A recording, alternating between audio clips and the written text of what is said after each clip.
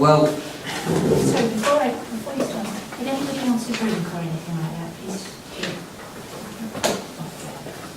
Jonathan, that's a very challenging disposition to, or exhibition of the reasons for not having faith schools for me to reply to. And actually, before I do, I'll just tell you a little bit about the situation of Leighton Park, which you're probably aware of, which in a way we're not a standard faith school, because you would expect that if we were a standard faith school, we would have pupils who were mainly of the faith, and teachers who were mainly of the faith that we were espousing. Well, actually that isn't the case. We have very few pupils who are Quakers, probably 5% at the most, and very few teachers who are Quakers. The only thing that's really, if you could say, Quaker about the school is its foundation and its board of governors. There are 20 under our constitution, of whom 12 have to be Quakers.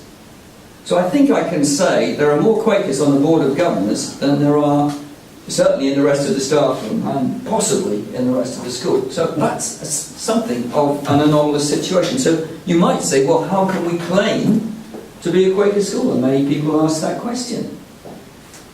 Well, it's because we have a faith tradition, and this, Sarah, comes back to the question that you've asked here. Is it appropriate to bring up children as part of a faith tradition?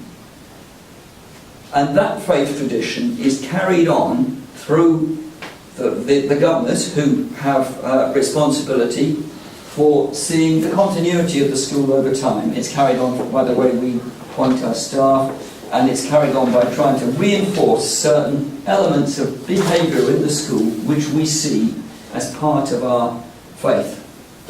Now, again, Quakerism is perhaps a little different from other faiths in that it is very specific in asking of its adherents to make sure that they are aware of what other religions are doing. Do you see common ground for common cause with other religions is one of to seek common goals is one of our advices and queries, and try to enter imaginatively into the life of other faith communities to build the bonds of friendship. That's an exhortation to us as Quakers. So perhaps I'm speaking from, I don't know, the wrong side of the fence. Not the wrong side of the fence, a slightly different place from where I might be here. But I will put a view that I think does need to be at least discussed. So I shall set it out. Well, I think, Sarah, in answer to your question, is it appropriate to bring up children as part of a faith tradition? We have to ask ourselves first, well, what are we trying to achieve in bringing up our children? I'm sure we all want our best for them. We want to bring them up so that they can lead a happy and fulfilled life. That's what we want for them.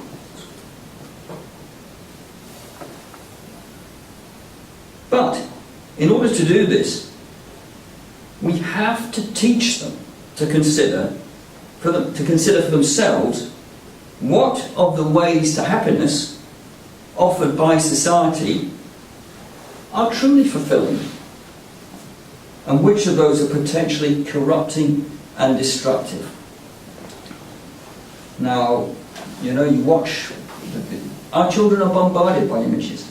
You watch films, television advertisements, and you see this connection between happy, laughing people, parties, and there's always alcohol there. People are always drinking. That seems to be the message. Have a drink, you feel great. But we know what cost that brings to us. We know all the difficulties that people suffer from excessive drinking. So, what should we be doing? Well, I think we have to be giving them the grounding to answer this key question, to find for themselves how can they live a happy and fulfilling life? What should they do and what should they not do to achieve that?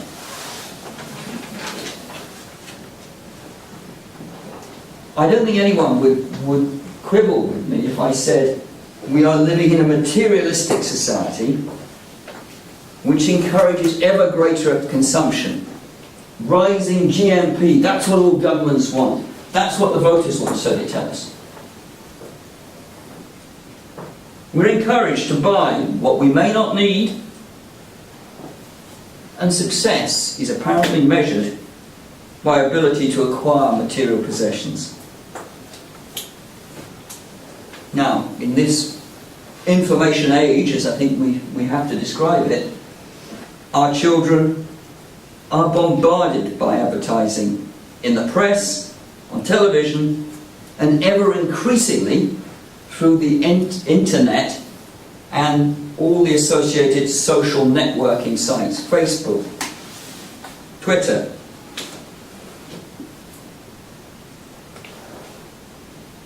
And the overall message coming through from all this advertising is that the more possessions you have, the happier you'll be, I'm afraid. Now, in my view, this emphasis on materialism is very corrupting and destructive. It's leading, and has led, you could say, to a divided society with huge inequalities, with degradation of the world around us as we squander our resources. I wanted for my children an upbringing where integrity, truth, equality, and a sense of service to the greater good were engendered.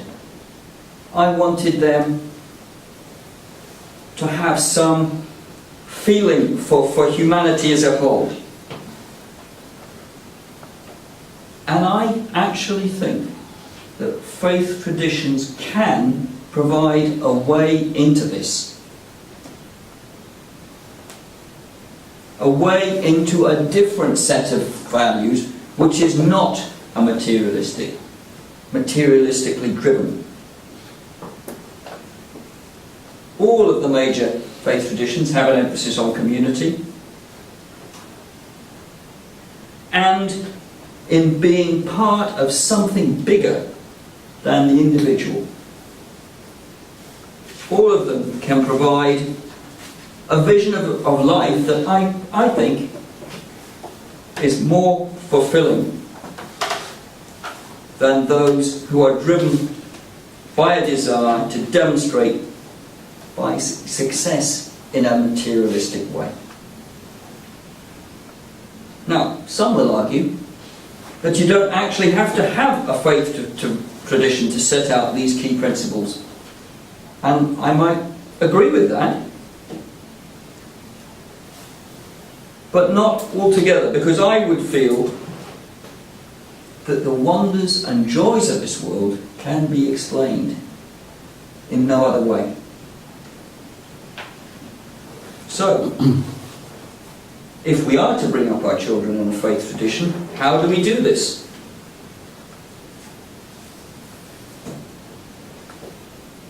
I think Jonathan has mentioned some of the ways in which this has been done.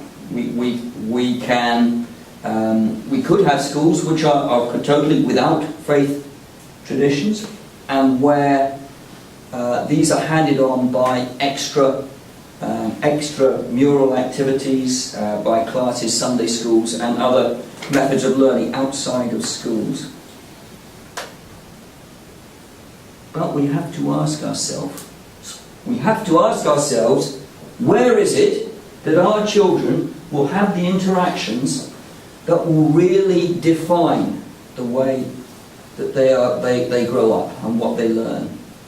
And I believe that it will be in their mainstream schooling. That's where their friends are.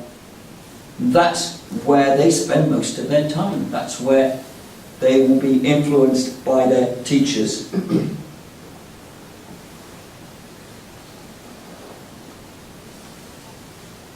So I feel that an environment with no spiritual grounding, and we maybe can have a debate whether a non-faith school can have a spiritual grounding, but I feel that school needs to have a set of values, and that a faith tradition can provide those values. With so many families now having two parents working, it's more difficult to provide that rich home environment that is needed to give the proper guidance.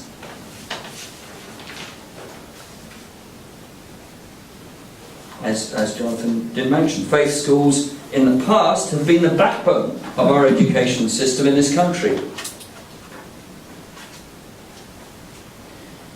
But they are seen by some as divisive in their single-minded promotion of a particular faith tradition.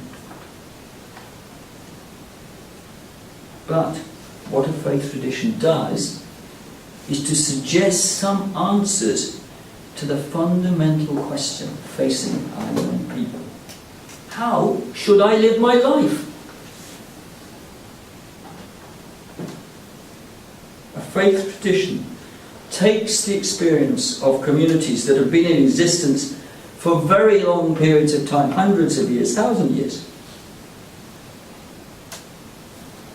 It recognizes that there is a power or a spirit which is more than human, and it puts forward exemplars of how a good life should be lived.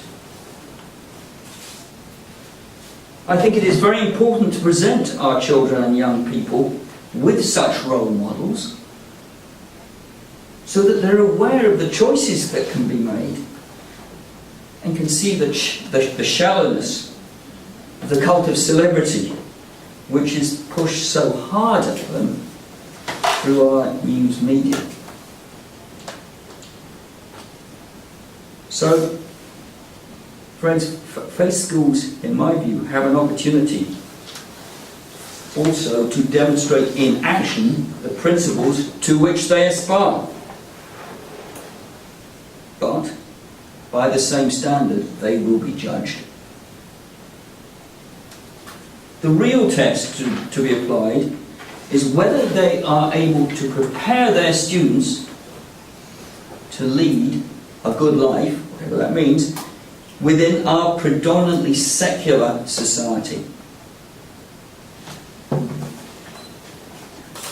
Now, I mean, my experience here, as a governor of Leighton Park in Reading, is of two principal things. It is, one, the difficulty of applying the principles of the faith in the running of the school. That's a struggle. However, it is also of the marvellous response of the children when we get it right, when I seem to see the Spirit in action in their behaviour. So, in conclusion, I do believe it is appropriate to bring up our children in a faith tradition, and although there are risks in doing this through our schools, I see them as really more likely to give our children the skills they need to live life in all its fullness. And, intriguingly, the motto for Leighton Park is open to those of all faiths or none. And children there will be taught about other faiths, and they will also learn about Quakerism. Thank you.